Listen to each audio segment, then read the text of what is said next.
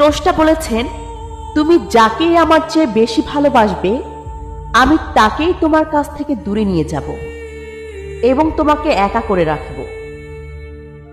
তিনি আরো বলেছেন, কখনো বলবে না আমি তাকে ছাড়া বাঁচব না, তবে আমি তাকে ছাড়াই তোমাকে বাঁচাবো এবং পেছনের অনুগত সব আবেগ কেড়ে নিয়ে তোমাকে দিব্যের সামনে নিয়ে যাব।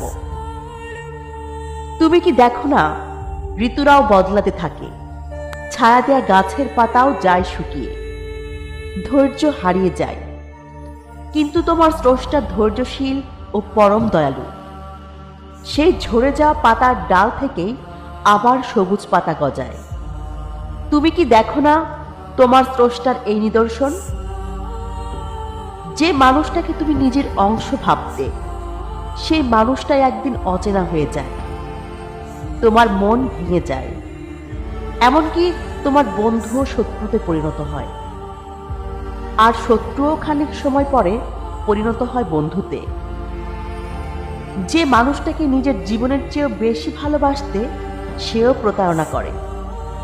তবে তুমি কেন স্রষ্টা বিমুখ হয়ে মানুষকে ভরসা করো? অদ্ভুত এই পৃথিবী। যখন তুমি ভাবো এটা হবে না কখনো, কিন্তু পরক্ষণেই সেটাই হয়।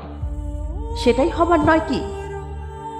তুমি বলো আমি পড়ব না, অথচ তুমি পড়ো।